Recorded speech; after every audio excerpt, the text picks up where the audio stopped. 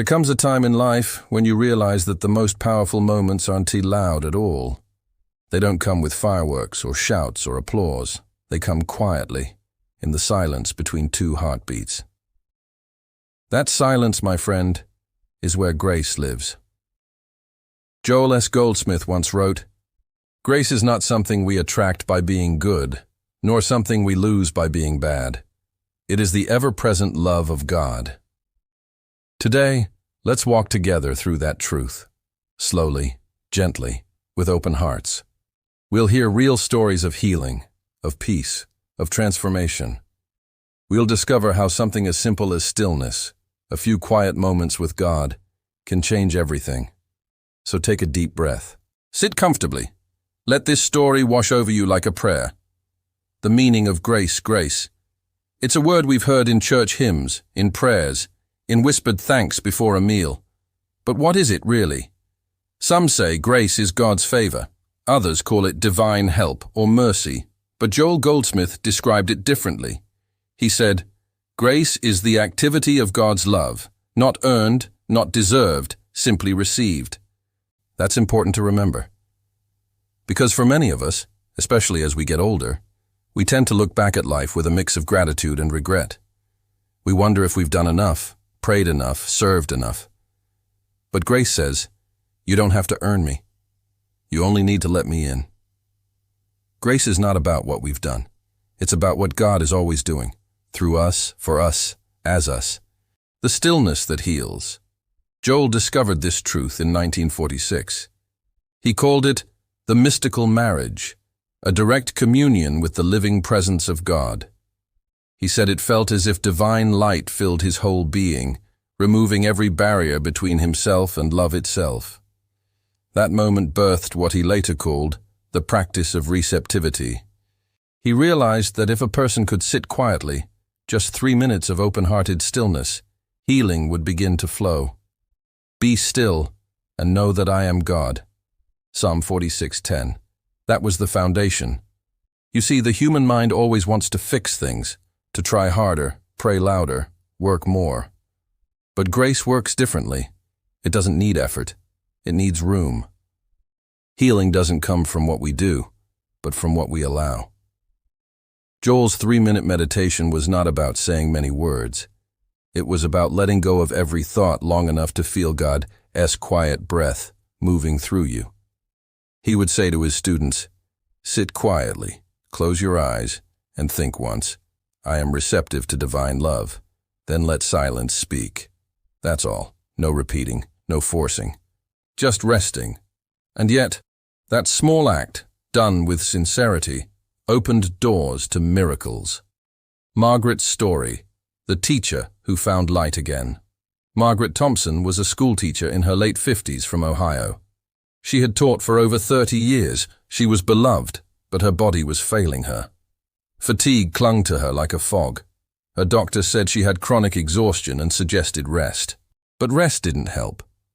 Every night she prayed, but it felt like her prayers bounced off the ceiling. One day, a friend handed her a small copy of The Infinite Way. Margaret said, "I wasn't looking for miracles. I just wanted peace."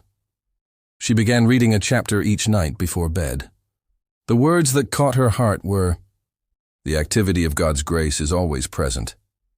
We must only stop our mental noise long enough to hear it." So she tried Joel's 3-minute practice. The first week, nothing happened. The second week, she noticed her breathing had slowed. By the third week, she felt warmth in her chest whenever she prayed. In her diary, she wrote, "Something inside me is glowing. Not a feeling, but a presence. I can't describe it, but it's alive." Within a few weeks, Margaret found herself laughing again, teaching again, and feeling gratitude instead of weariness. Her strength returned gently, like dawn breaking through fog. When she wrote to Joel, he replied, "You have discovered that grace is not a miracle. It is the natural law of God once we stop resisting." Margaret lived another 20 years, each morning beginning with those 3 quiet minutes. She told her students, "You don't need to chase God, just let him catch you." Robert's story. The businessman who found peace. Robert Martinez lived in California, successful but miserable. He had everything money could buy except rest. He suffered from anxiety attacks, the kind that made him afraid of his own heartbeat. When a friend introduced him to Joel Goldsmith's work, he laughed. 3 minutes? I've spent years in therapy. But he tried it anyway. Each day during lunch, he'd sit in his car, turn off the radio, close his eyes, and think, I am receptive to divine love. At first, his thoughts fought him. Then, slowly, something softened. His breath deepened. The tension in his body melted. After 3 weeks, Robert realized he hadn't had a panic attack in days. He told Joel in a letter, I found peace not by trying to manage fear, but by making room for love to manage me. Joel replied, the moment you stop being the healer and become the transparency for God's action, peace appears. Robert's life didn't become perfect, but he no longer feared imperfection.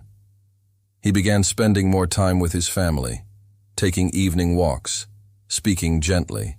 He became a quiet light in the lives of those around him. Mary's story. The widow who found comfort. Mary was 72 when her husband of 50 years passed away. She lived alone in a small town in Georgia. Every night she sat by the window, whispering prayers through her tears. One day, her pastor gave her a recording of a talk by Joel Goldsmith. In it, Joel said, when someone you love leaves this world, they have not gone anywhere. You can't lose what God is. That night, she sat silently, tears on her cheeks, whispering, I am receptive to divine love. She didn't ask for her husband back. She asked for peace. She later wrote in a letter to her church, it felt as if he was sitting right beside me, not as a memory, but as love itself. Since then, I've never felt alone. Grace didn't erase her loss. It transformed it. Pain turned into tenderness, and loneliness became communion. When she began volunteering at a nearby nursing home, she said, I don't have to fix anyone. I just sit beside them quietly. Grace does the rest. The nature of grace, Joel used to say, grace is not a reward. It is the natural response of God to our willingness to be still. That's the secret. Grace isn't earned. It's revealed. Think of sunlight. You don't create it. You only open the curtains. That's how it works with divine love. When we stop struggling, when we become quiet, we allow God to be God in us.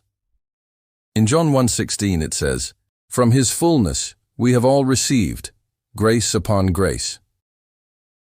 That means there's no shortage. Grace doesn't run out. Even now as you listen, grace is here, quietly moving through your heart. Linda's story, the nurse who became peace. Linda was a nurse in a busy hospital. Her shifts were long. Her patients came and went like tides. Pain, relief, sorrow, fear. She often went home exhausted, sometimes angry, wondering why she couldn't save everyone. Then one day, a patient's daughter handed her a note with 5 words. Be still and know God. It was all she needed. That night, she looked up Joel's teachings online and found the 3-minute meditation. She began doing it between shifts, even for 60 seconds when she could. She said, I realized healing doesn't happen because of medicine alone. It happens when we become a space of peace. One night, a patient was dying, restless, afraid. Linda didn't speak. She simply sat near his bed and silently whispered, I am receptive to divine love. The room grew still. His breathing calmed. A soft light filled the space. When he passed peacefully, she felt no sorrow, only gratitude. She said, I didn't heal him. God healed through me. From that day, she carried herself differently, slower, softer, radiant. Her colleagues called her the quiet angel, the miracle of everyday grace. It's easy to believe grace only happens in extraordinary moments. But Joel taught that it's available in the ordinary too, in the morning light on your face, in the sound of rain, in the peace between two thoughts.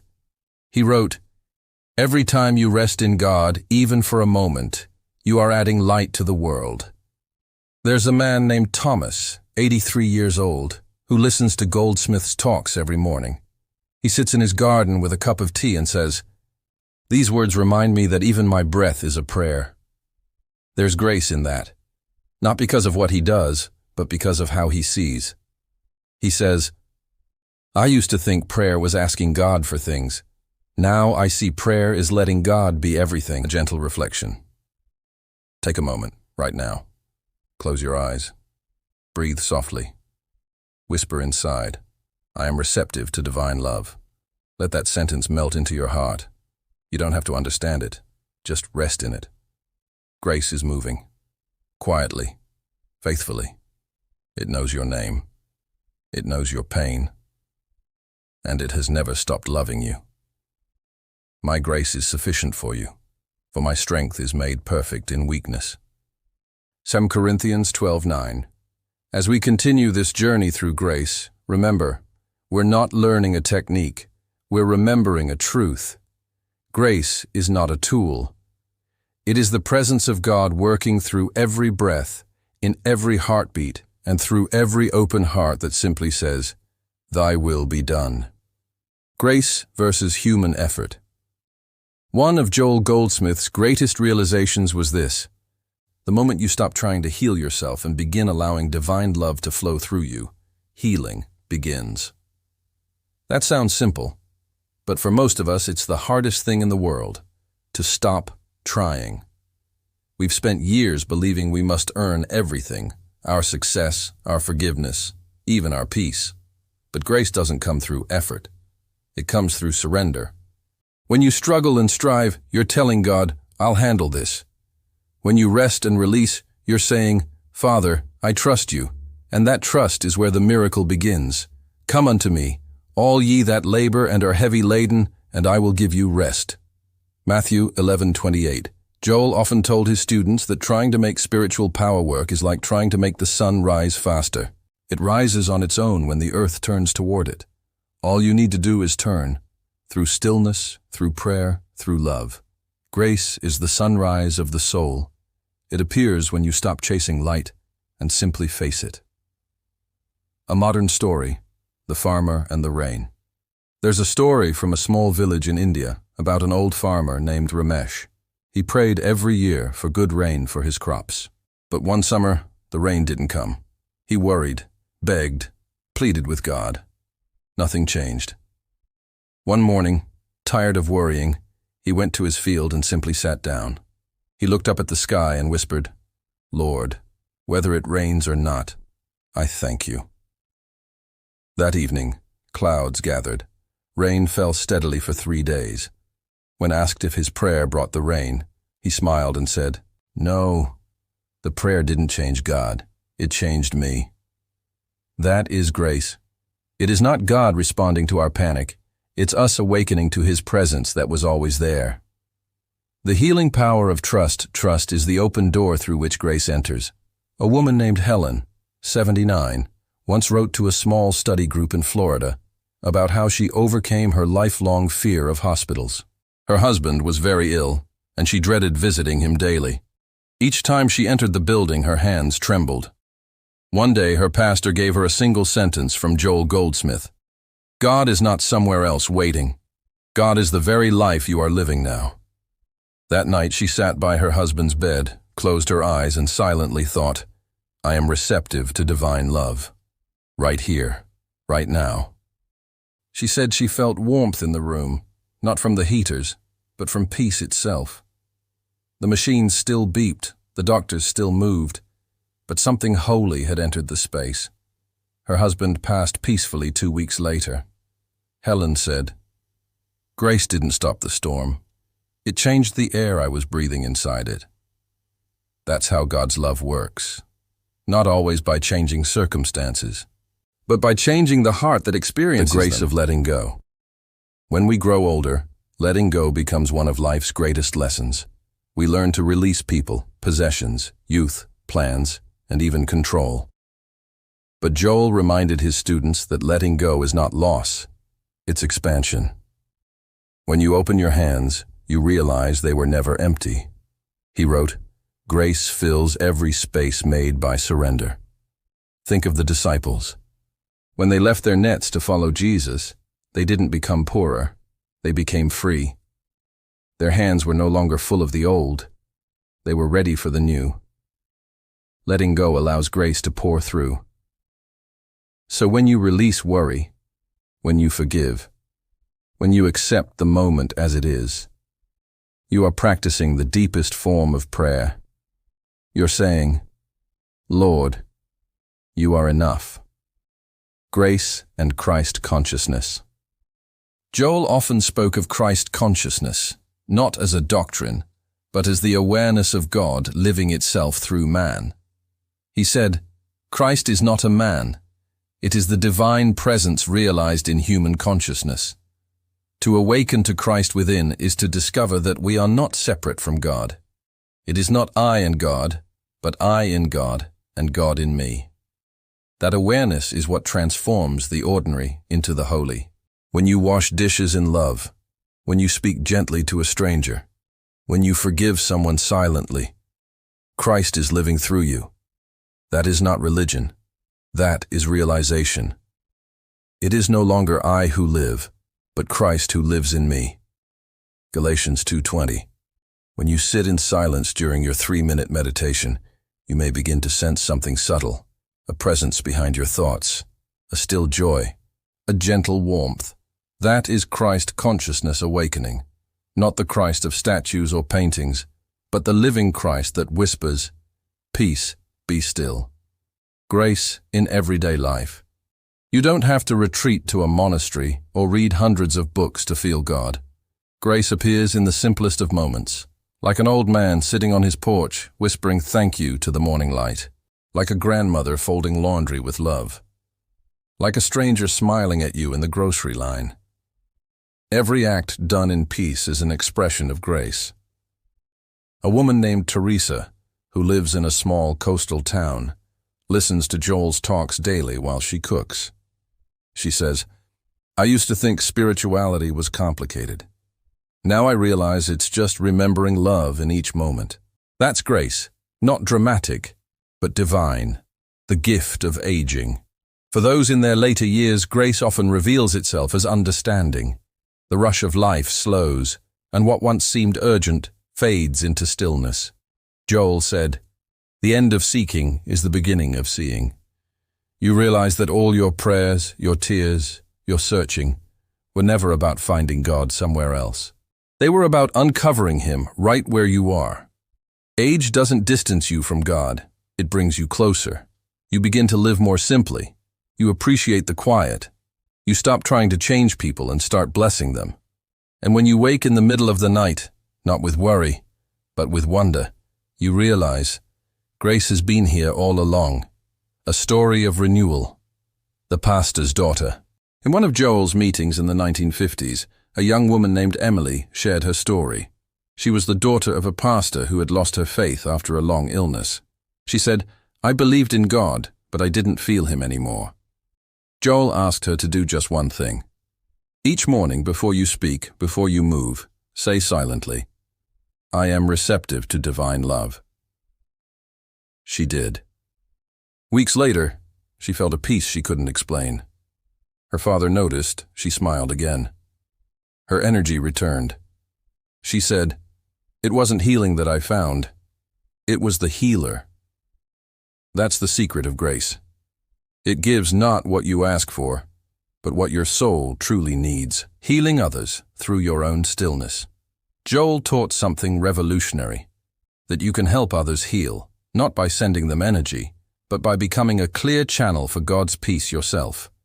He said, "You don't pray for others, you realize God's presence for them." When someone you love is sick or struggling, you don't need to fix them. You simply sit quietly, open your heart, and become still. Say inwardly, "Father, reveal yourself as their peace, their strength, their wholeness." Then rest. Your stillness creates a spiritual atmosphere.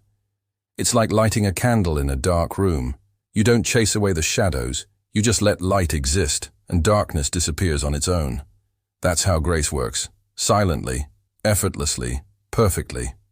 The grace that never leaves grace doesn't fade. It's not something you experience once and lose. It's like the ocean, sometimes calm, sometimes rough, but always present beneath every wave. Joel said, "When you live by grace, your peace no longer depends on conditions. It rests in the unchanging love of God."